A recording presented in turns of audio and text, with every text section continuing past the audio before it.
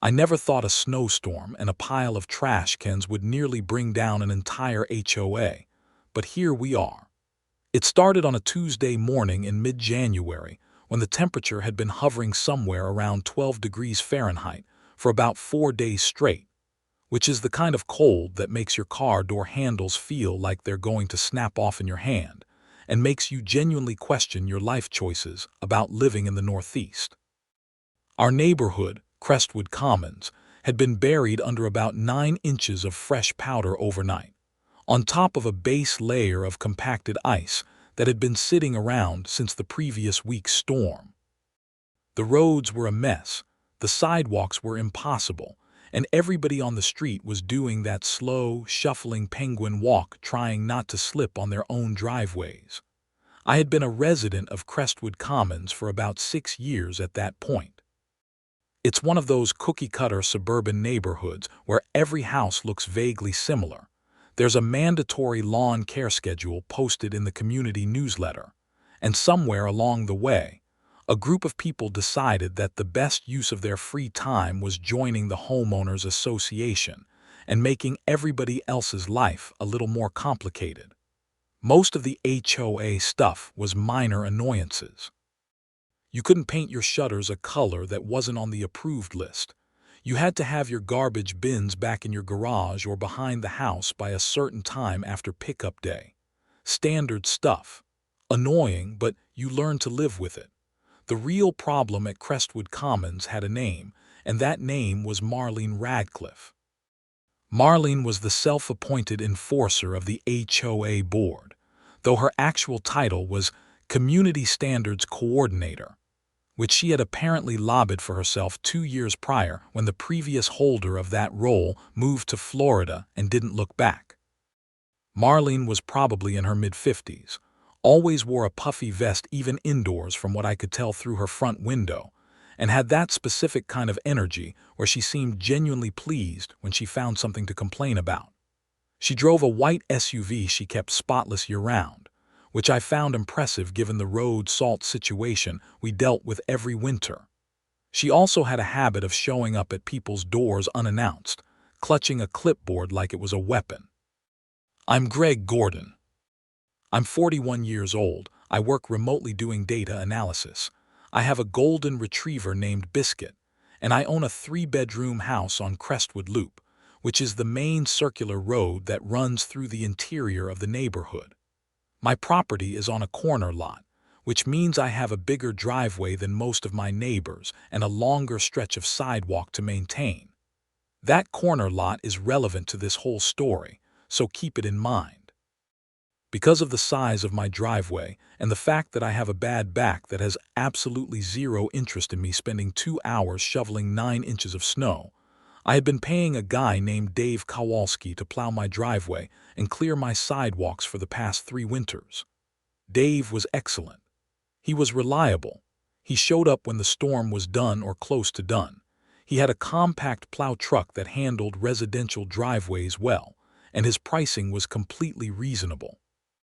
I had a seasonal contract with him, which meant he'd show up after every significant snowfall without me having to call him.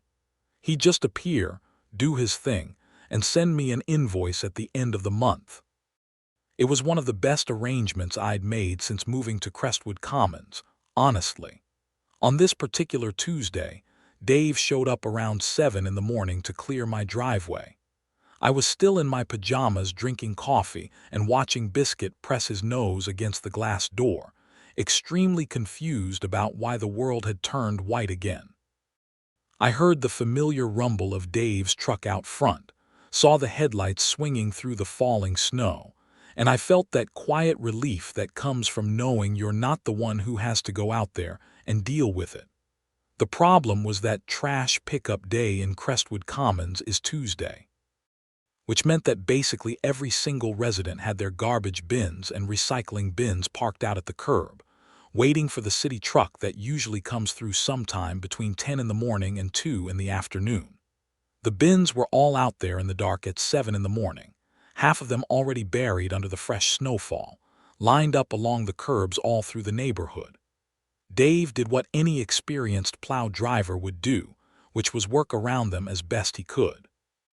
For my driveway specifically, none of my neighbors' bins were blocking my entrance or exit since I was on a corner lot, and my driveway apron was set away from the main bin cluster. He cleared my driveway, pushed the snow to the edges of my property, cleaned up the sidewalk stretch, and was done in about 25 minutes.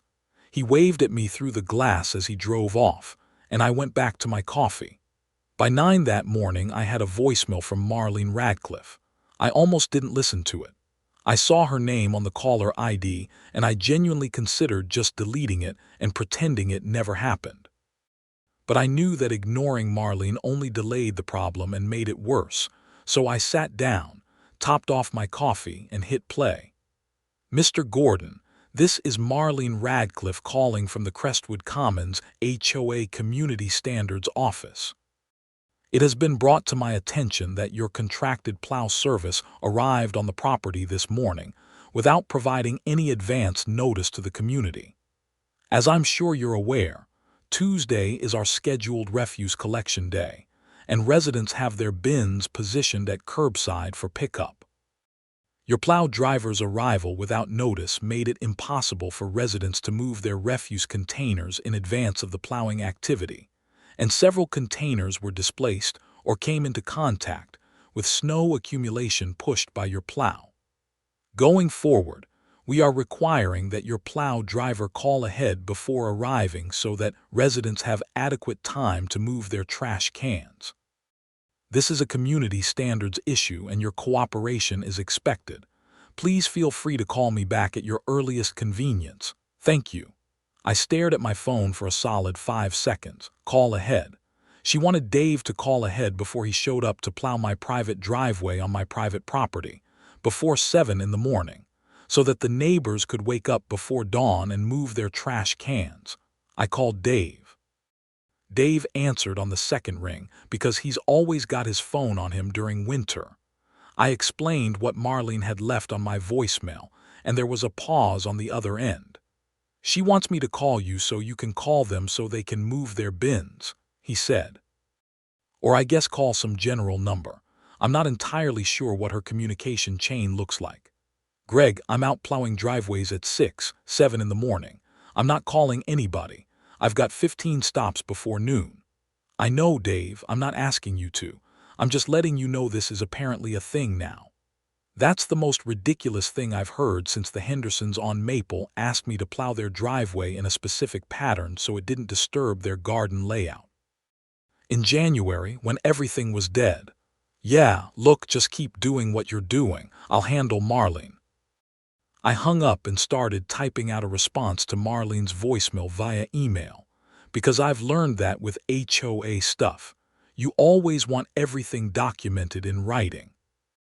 I thanked her for reaching out, explained that Dave operates on an as-needed basis and contacts me at his discretion to manage his route efficiently, noted that his work was confined entirely to my private property and the adjacent sidewalk which I am required to maintain by city ordinance, and mentioned that I was not aware of any HOA rule or bylaw that required a private contractor to provide advance notice before servicing a private residence.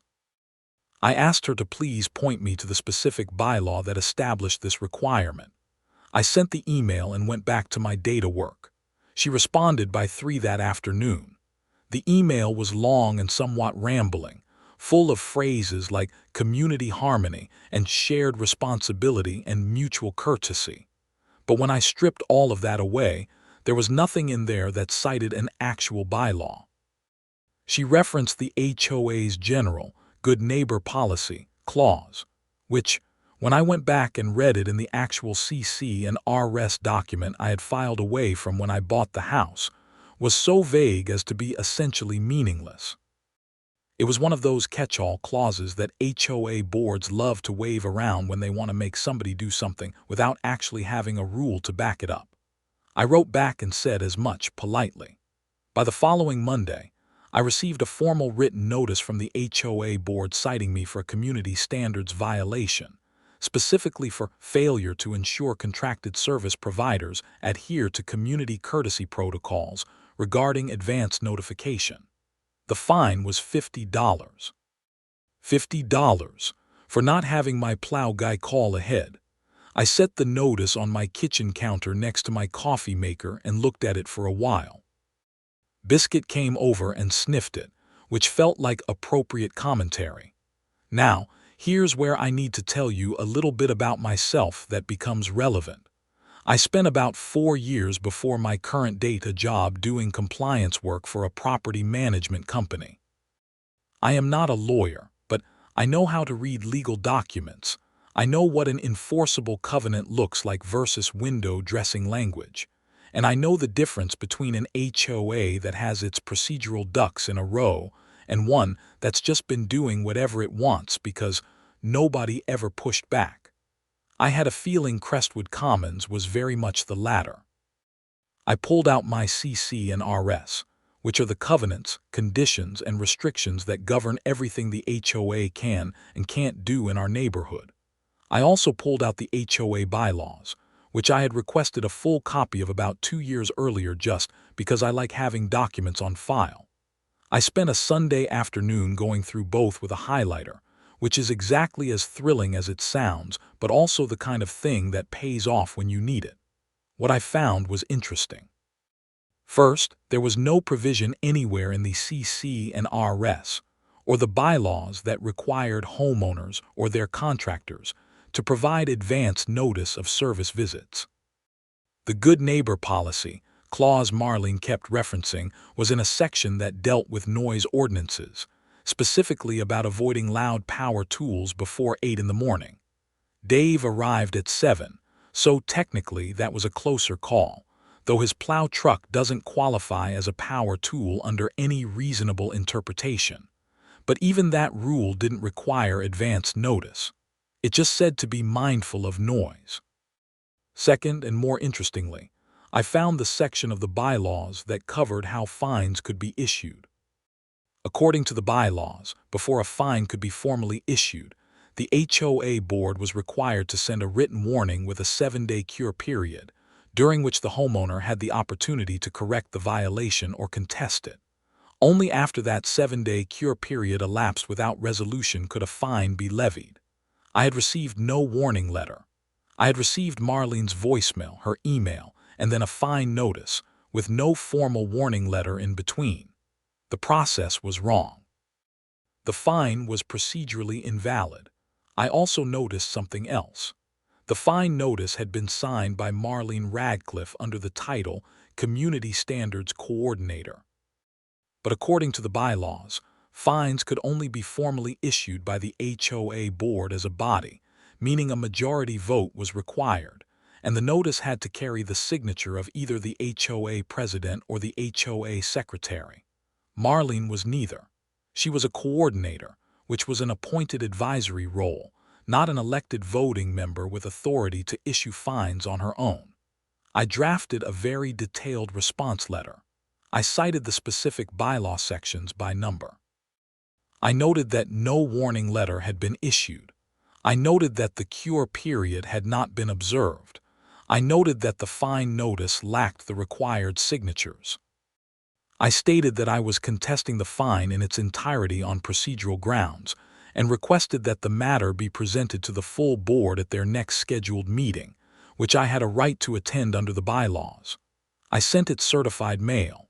The storm that followed, metaphorically speaking, was almost better than the snow we'd been getting. Within 2 days, I got a call from a man named Robert Phelps, who was the actual elected HOA president. Robert was a quiet, mild-mannered retired schoolteacher who mostly kept to himself, and from what I could tell, spent the majority of his HOA presidency trying to navigate between doing the right thing and not getting into fights with Marlene. He sounded a little tired on the phone, which honestly seemed like a reasonable state for someone in his position. "Mr. Gordon," he said, "I received a copy of your letter. I want you to know I wasn't aware that a fine had been issued in this matter." "Weren't aware," I repeated. "So the board didn't vote on it." A pause. "Not formally, no."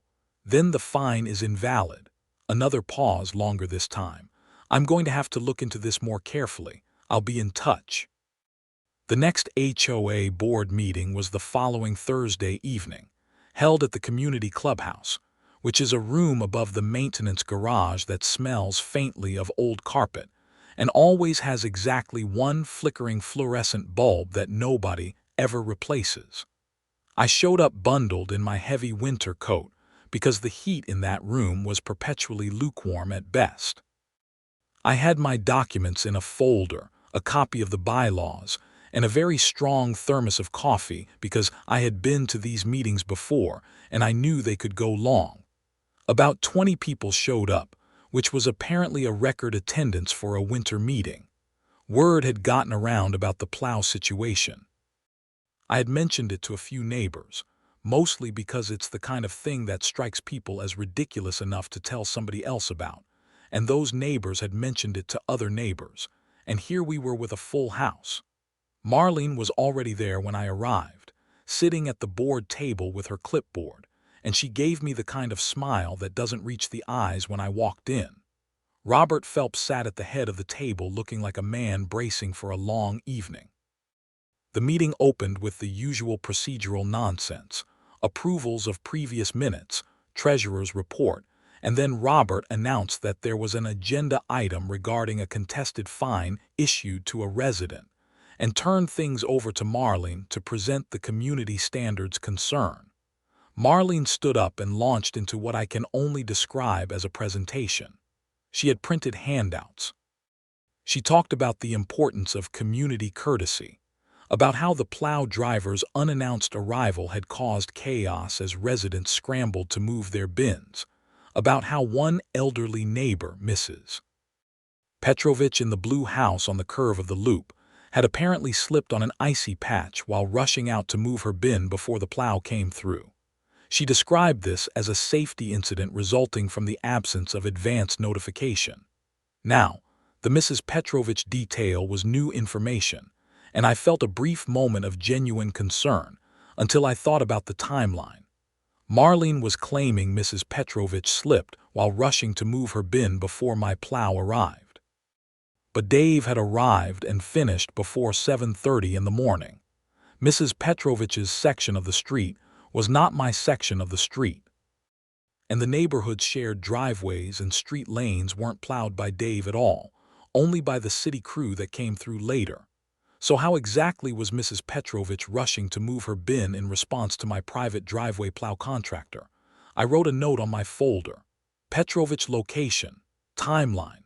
Marlene finished her presentation and sat down with the confident air of someone who believed she just won the argument.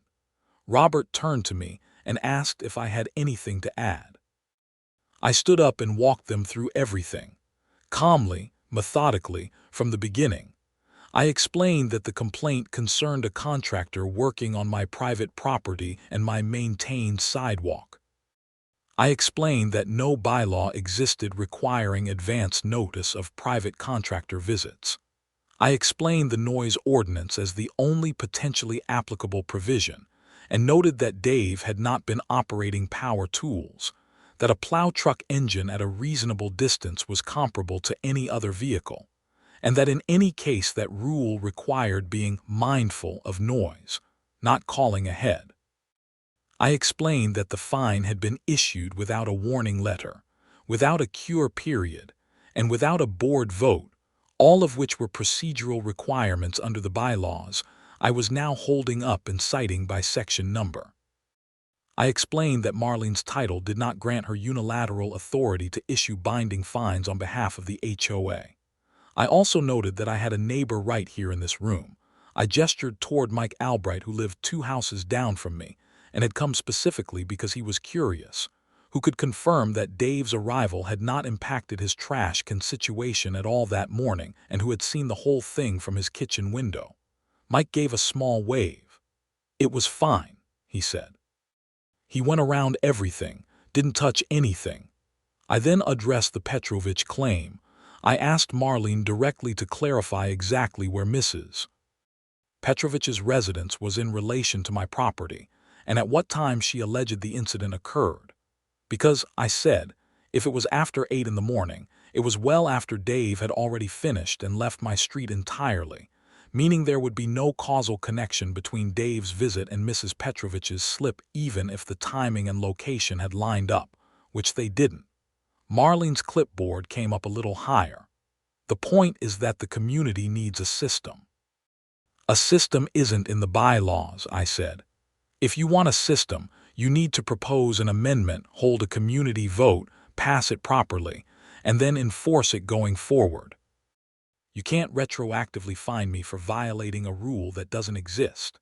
The room was very quiet for a second, and then there was a low murmur that I can only describe as the sound of people deciding which side of something they're on. Robert Phelps cleared his throat. I'm going to move that the fine issued to Mr. Gordon be voided on procedural grounds. Do I have a second? A board member I barely knew named Carol something raised her hand immediately. The vote was 4-1 to void the fine. Marlene was the one. I sat back down and drank my coffee. But that was not, as it turned out, the end of things. The thing about Marlene was that she didn't take losses gracefully. In the days following the board meeting, I noticed she was driving her white SUV past my house more often than usual, and I mean significantly more often. On a Tuesday, she drove past 3 times in an hour, which I knew because I was working from my home office and my desk faces the front window. I didn't think much of it at the time. Then I started hearing from other neighbors.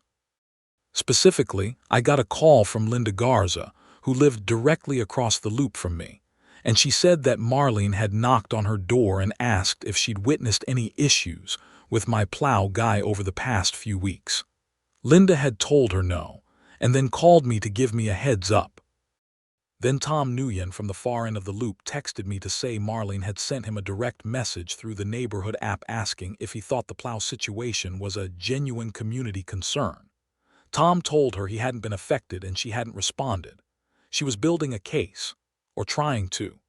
The following Tuesday, 2 weeks after the board meeting, Dave came to do my driveway again after another round of overnight snowfall, about 5 inches this time, light and powdery. He did what he always did, showed up around 7, cleared my driveway, pushed the snow back, cleaned the sidewalk, gone in 20 minutes. I watched the whole thing from my window with Biscuit doing his concerned nose-against-glass routine again. By 8 that morning, Marlene had sent an email to the full HOA board and CC'd me, informing everyone that my Plow driver had again arrived without advance notice and had, she claimed, pushed snow from my driveway directly onto the city sidewalk in a manner that blocked pedestrian access. Okay, so now we're in new territory. I went outside and looked at the sidewalk. It was clear. Dave always cleaned the sidewalk as part of the service. He doesn't push snow onto the pedestrian path. I took photographs of the cleared sidewalk from multiple angles, time-stamped, and sent them to the board with a note saying that the allegation was factually inaccurate and that I had documentation. But I decided right then that something more proactive needed to happen. I went to the hardware store that afternoon, which involved a careful drive on roads that were salted but still slightly slick, and past a fender bender that had happened on the main road out of the neighborhood, involving someone who had clearly not gotten the memo about reduced speeds on packed snow. I bought 2 security cameras. The kind that record continuously to the cloud, have a wide-angle lens, capture high-definition footage, and timestamp everything automatically. I put one facing my driveway and the front sidewalk, and one angled down the street in the direction of my house from a position on the corner of my property. Installation in 12-degree weather is not pleasant. I was wearing gloves that were thick enough to keep my hands from freezing but thin enough that I could still handle the screws, and I was standing on a step stool on the icy driveway, which was about as fun as it sounds. My neighbor Paul, who lives next door and works construction, wandered over and helped me run the power cable, which saved me about 45 minutes of frustration. "What's going on?" Paul asked. I gave him the short version. He shook his head slowly. "Marlene's been doing this stuff for years," he said. "She fined the Hendersons because their Christmas lights were up until January 14th instead of January 12th. The rule says lights should be down by mid-January. January 14th is mid-January by any reasonable definition. Did they pay? They did. They didn't know they could fight it. I set up the camera app on my phone and verified the footage was recording before I went back inside and thawed my fingers around a mug of hot coffee. The next Tuesday, Dave came again. This time the cameras got everything. Dave arrived at 6:55 in the morning. He plowed my driveway in exactly the pattern I'd seen him do dozens of times before, pushing snow toward the back edge of my property, away from the street and away from the sidewalk. He used his pusher attachment to clear the sidewalk of every flake. He did not push snow anywhere near the curb bins of my neighbors. The 2 trash bins from the Ramseys next door were about 12 feet from my driveway apron, and Dave's truck didn't come within 6 feet of them. You could see all of this clearly on the footage. Marlene sent another email by 9 that morning claiming that Dave had been driving recklessly and that his truck had come within inches of multiple trash containers, risking damage to community property. I replied to her email and CC'd the full board, attaching a link to the cloud folder with the time-stamped footage. I wrote one sentence: "Please review the attached footage from my property cameras and let me know if you have further questions." The board meeting that month had become a regular feature of my winter social calendar. Robert Phelps opened it with the air of a man who had not been sleeping enough, and I genuinely felt for him. Marlene sat at the board table with her clipboard again, but she seemed slightly less certain than she'd been 2 months ago. Robert played the footage on his laptop, which he'd connected to a projector so the whole room could see it. The room watched Dave plow my driveway cleanly and carefully, nowhere near the trash bins, clearing the sidewalk completely. You could see the time stamp in the corner: 6:55 a.m. to 7:19 a.m. "This doesn't look like reckless driving," Robert said, with the measured understatement of a former high school principal. Marlene said that her camera angle was different, that from her vantage point things had looked much closer. "Where were you watching from?" someone in the audience asked. There was a pause. Marlene said she'd been driving through the neighborhood on her normal morning drive. At 7 in the morning, someone else asked. "I take an early walk sometimes, in my car." The room did not respond warmly to that explanation. I stood up and asked permission to present one additional piece of information. Robert nodded. I had gone back through my security camera footage for the past 3 weeks, specifically the recordings that captured the street in front of my house.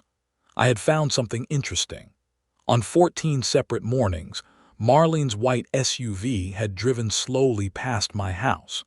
On 6 of those mornings, it had come to a complete stop in front of my property for anywhere from 1 to 3 minutes.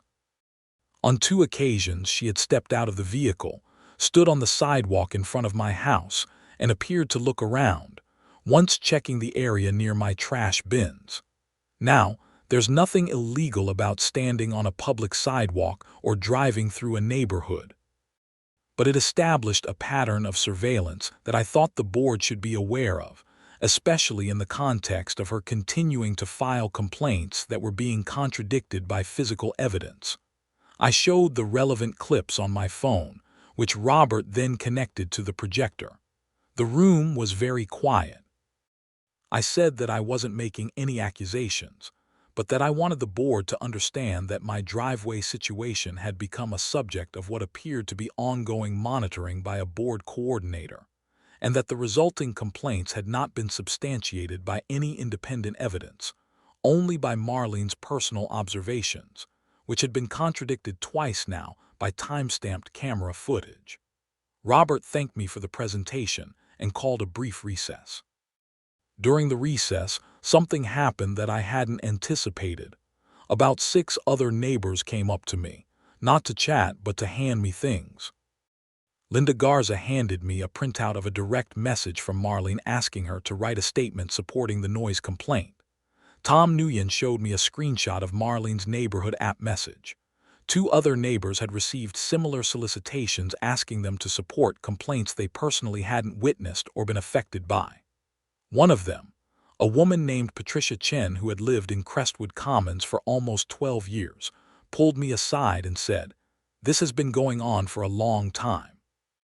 She got the Kellermans 3 doors down fined twice for violations that weren't violations, and they paid both times. She does this to people she doesn't like. Patricia had a thick folder she'd been keeping for 2 years. It had copies of fine notices she'd heard about from neighbors, correspondence she'd saved from the neighborhood message board before Marlene had convinced the board to restrict posting access, and a handwritten log she'd been keeping of dates and incidents. I looked at Patricia's folder and then looked at the folder in my own hand, and had one of those moments where you realize the puzzle you've been working on is actually much bigger than you thought. The recess ended, and we all filed back in. I asked to present one more item before things wrapped up, and Robert, who at this point seemed to have fully committed to letting this play out, agreed. I described what had just been shared with me by multiple neighbors, specifically the pattern of solicitation for supporting statements, the reported history of fines issued against residents without proper procedural compliance, and the apparent practice of leveraging the community standards role in ways that went beyond its defined scope. I wasn't presenting this as proof of anything specific tonight, I said, but I was formally requesting that the board conduct a review of all fines issued by the Community Standards Coordinator over the past 3 years to verify procedural compliance for each one. Patricia stood up and offered her documentation. 3 other neighbors confirmed that they had received communications from Marlene asking them to provide supporting statements for complaints against other residents. Marlene said this was all a misrepresentation and that she was simply doing her job. Robert Phelps said, in the quiet but firm voice of a man who had made up his mind about something, "Marlene, I think we need to put your role on administrative hold pending a board review. That's not a punishment. It's a standard procedural step when there are questions about process compliance." Marlene's face did something complicated. Then she picked up her clipboard, stood up, and walked out of the meeting. The door swung shut behind her. Everyone looked at the closed door for a second, and then somebody in the back of the room very softly said, "Wow," and about half the room laughed. The review that the board launched over the next few weeks turned out to be genuinely revealing, and not in a way anyone expected, including me. Robert Phelps and Carol from the board went through 3 years of fine records.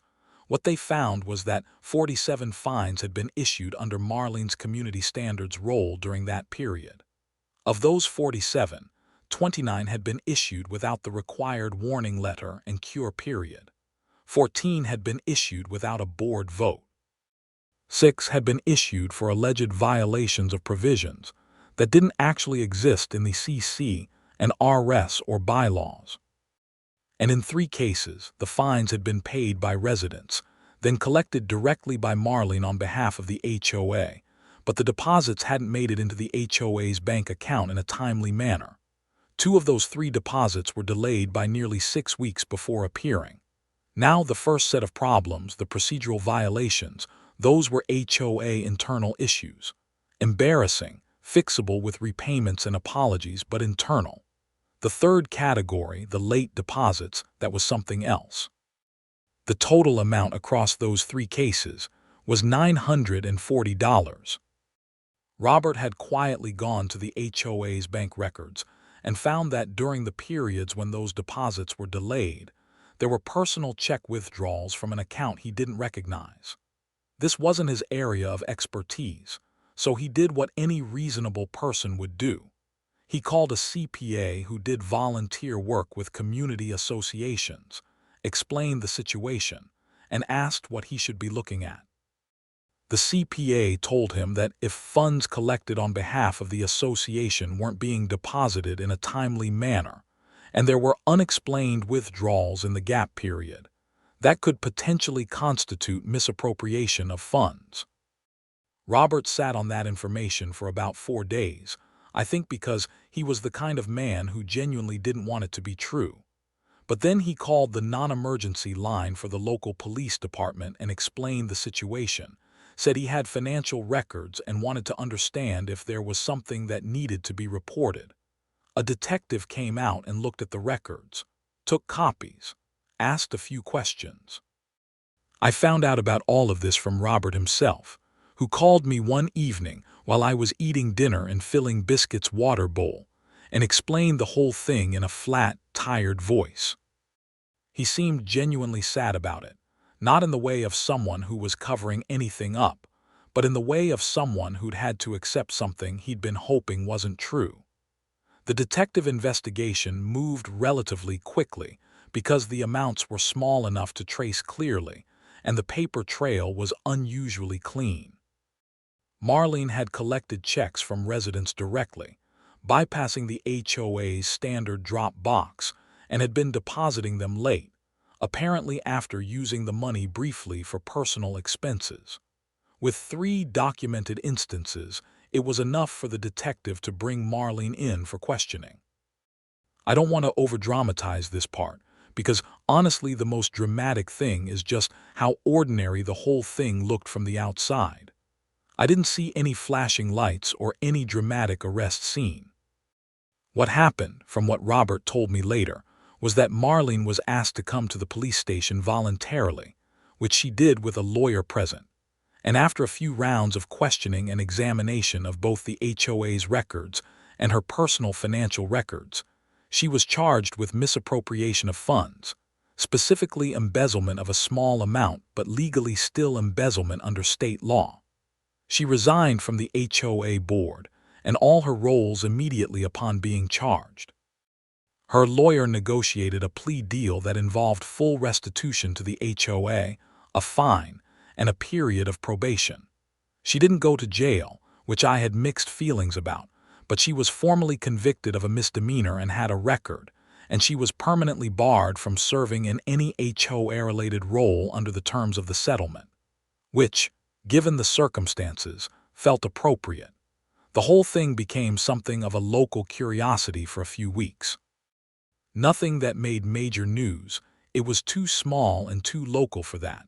But on the neighborhood app, which had been quiet ever since Marlene had restricted posting access, Robert restored full posting for all residents, and the thread that came out of that was something to behold.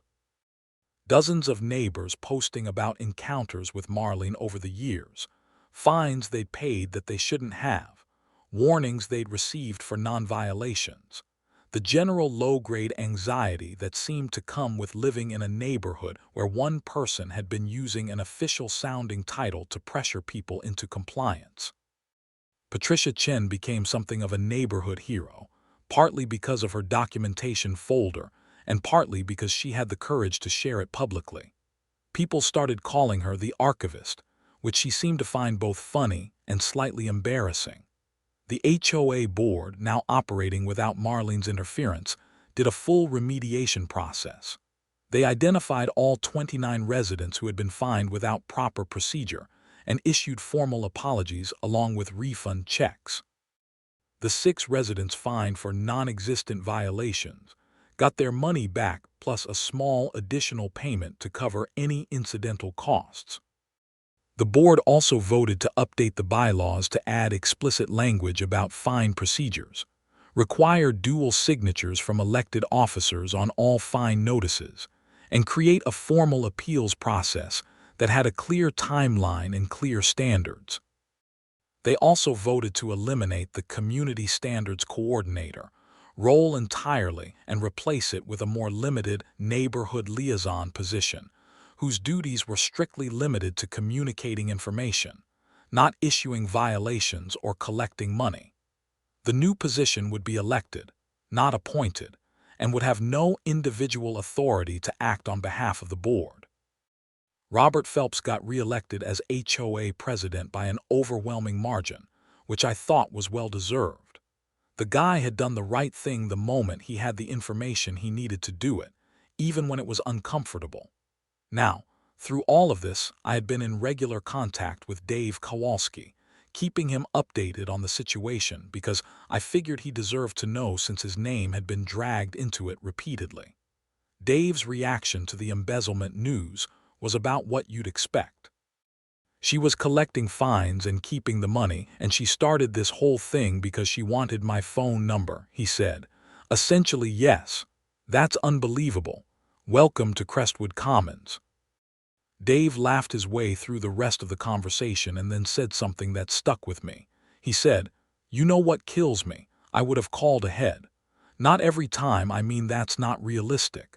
But if somebody had come and said, 'Hey, can you text Greg before you head over so he can let the neighbors know?' I would have been fine with that. It's not a big deal." And that's the funny thing about the whole situation. The original request, stripped of all the procedural overreach and the invalid fine and everything that came after, was not inherently unreasonable. If Marlene had simply come to me as a neighbor, not as an authority, and said, "Hey, the plow truck showing up on trash day before people are awake is kind of a headache. Is there anything you can do?" I probably would have worked something out. I could have asked Dave to shoot me a text when he was heading over, and I could have posted a quick heads up on the neighborhood app. Simple. Neighborly. Done. But that's not how Marlene operated. For Marlene, everything had to be enforced, controlled, and accompanied by a fine. And when you operate like that, eventually you overreach. And when you overreach with someone who knows how to read a document, things go sideways in a hurry. The winter eventually ended, as winters do, with a long cold February giving way to a March that came in gray and damp but slowly started getting warmer. The last of the road salt washed away, the snowbanks receded, and the neighborhood started looking like itself again. People were outside more. Dogs were back on their walks. Biscuit was absolutely thrilled about all of this. The neighborhood app was genuinely friendlier. People were posting about lost cats and recommended plumbers, and asking if anyone had a good snowblower recommendation for next year, which was the kind of community communication it should have always been. I ran into Patricia Chen in the parking lot of the grocery store one afternoon in late March, and she had her old folder under her arm, which made me laugh. "Still carrying it," I said. She patted it fondly. "Old habit. I'm going to donate it to the HOA archives. Robert thinks it's important to keep records of what happened." Very wise. "You know," she said, loading her grocery bags into her trunk, "I lived here for 12 years and this is the most involved I've ever been in the neighborhood." Ironic. "Conflict has a way of making community out of strangers," I said, which is the kind of thing that sounds profoundly wise right up until you realize you're just repeating something you read somewhere. Patricia smiled and drove away, and I drove home, where Biscuit was waiting at the door with his usual enthusiasm, completely unbothered by any of this. I thought about it on the drive. The whole chain of events. A snowstorm, a plow truck, a trash can, and a voicemail from a woman with a clipboard and too much time, and as it turned out, a troubling relationship with other people's money. All of it unraveling because I took the time to read the actual rules, instead of just assuming the rules were whatever the person at the front of the room said they were. That's really the lesson I keep coming back to. Not the specific HOA drama, not Marlene specifically, but the broader thing. A lot of people in positions like the one Marlene had are counting on the fact that most people won't read the fine print. They count on people feeling intimidated by official-sounding language, on people assuming that a fine notice must be legitimate because it has a formal header on it, on people paying a $50 fine because it's easier than fighting it. And for years, many of my neighbors had done exactly that. The moment someone says, "Actually, let me look at the actual rules here," the whole house of cards becomes vulnerable. That's it. That's the whole thing. Dave came back to plow my driveway once more that season, a late March snow that came out of nowhere and dumped 4 inches on a Sunday afternoon. By the time he arrived, I'd already posted a heads up on the neighborhood app, partly as a courtesy and partly because it had become kind of a joke. "Plow guy incoming. Please adjust your trash cans accordingly." 13 people hit the thumbs up reaction on the post. Dave saw the post when I showed him later and laughed for a long time. We're coming up on almost a full year since all of this went down now, and Crestwood Commons is genuinely a different place. Not a perfect place, because no neighborhood is, but a different one. The HOA meetings are better attended. The app is active and mostly positive. The bylaws are cleaner and the enforcement process is actually transparent. Robert runs a tight but fair ship, and he responds to emails within 24 hours, which should be the baseline standard everywhere, but apparently is not. Marlene moved out of Crestwood Commons about 4 months after everything concluded. I don't know where she went, and I honestly wish her no harm. I think she had a fundamental problem understanding the difference between authority and service, between holding a title and earning people's trust, and that confusion cost her quite a lot. Whether she learns from that is entirely her business. My security cameras are still up, not because I expect any more trouble, just because they turned out to be genuinely useful. I've gotten footage of a package thief on the street who was later reported to the police. Caught Biscuit once sneaking an entire hot dog bun off the kitchen counter via a gap in the back door that I hadn't realized he'd figured out how to exploit. And generally just feel better having a record of what actually happens around my property on any given day. The cameras, the documents, the bylaws, the email paper trail, all of it together turned out to be more powerful than any clipboard ever could be. Not in an aggressive way, not because I went looking for a fight. Just because when someone decides to use official-sounding authority to pressure you over something that has no legitimate basis, the best weapon you can have is knowing exactly what the rules actually say and being able to prove what actually happened. A $50 fine for not having my plow guy call ahead. That's where this started. And it ended with a reformed HOA, $940 returned to the community, a misdemeanor conviction, and a neighborhood that actually communicates with each other for the first time in years. Biscuit is napping on the couch right now, completely unconcerned with all of it. He's the smartest one in this whole story. The following November, when the first real cold snap came rolling through and people started thinking about winter prep again, I got a text from Dave that said, "Season contract renewal, same rate, except I want you to post on that neighborhood app every time I'm coming. I saw how many people follow it now." I told him absolutely, and that I'd also start giving people 24 hours notice when possible since we now had a decent forecast app for predicting when storms would end. He said that sounded great. I posted the first heads up on the neighborhood app on the second Tuesday of December, right after the season's first serious overnight snowfall of about 7 inches. "Hey everyone, Dave is plowing my driveway tomorrow morning around 7. If any bins are out from Monday pickup, you might want to move them tonight or early tomorrow. Also, he does residential contracts if anyone's interested, and yes, he calls ahead now." 41 people liked the post.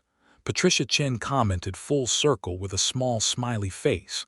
Tom Nguyen said, "Thanks for the heads up, Greg." Linda Garza said, "Best post on this app all year."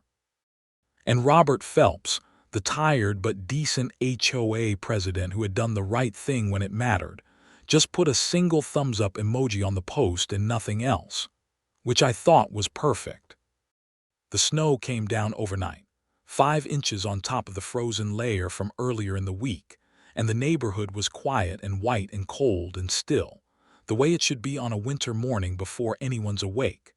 And when Dave's truck rumbled down Crestwood Loop at 7 the next morning, every single trash bin on my block had already been moved back from the curb, tucked up by garage doors and behind hedges, out of the way of the plow.